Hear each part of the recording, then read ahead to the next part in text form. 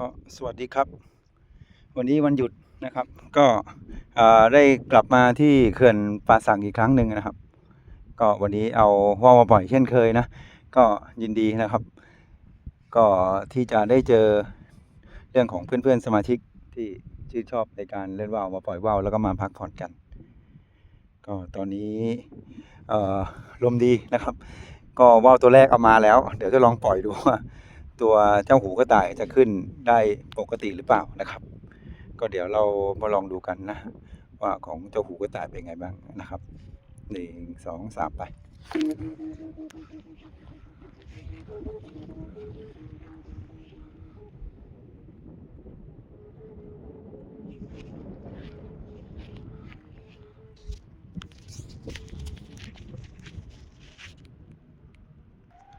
ครับก็ตอนนี้บินขึ้นไปแล้วนะครับเจ้าหูกระต่ายเดี๋ยวผมให้ดูกันนะ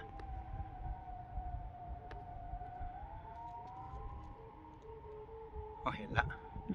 นะครับก็หูกระต่ายก็บินดีแล้วนะครับวันนี้เพราะว่าวันนี้ท้องฟ้าสวยนะครับก็นิ่งๆอยู่วันนี้มีว่าวมาปล่อยเยอะเลยนะครับ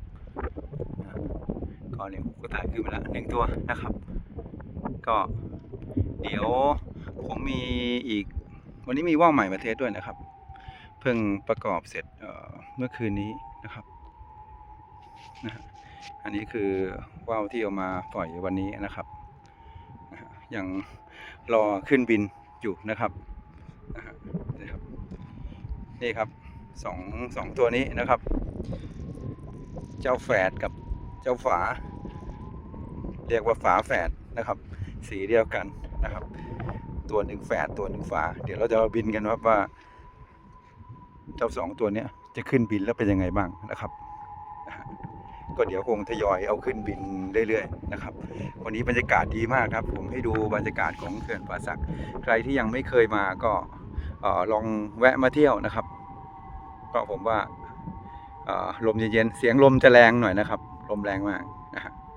ก็ลมแรงก็เหมาะสำหรับพักผ่อนแล้วก็ทำกิจกรรมปล่อยว่าวก็ได้อยู่นะครับอันนี้คือ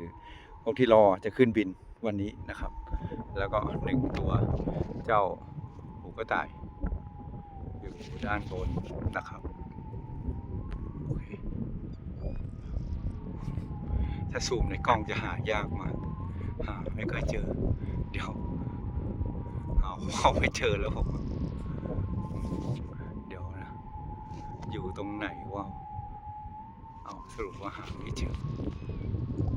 โอเคเดี๋ยวดันขึ้นปล่อยเป็นหลายๆตัวไปก่อนแล้วครับเดี๋ยวจะให้ดูภาพรวมอีกทีแล้วกันครับครับสวัสดีครับขอบคุณที่ติดตามครับ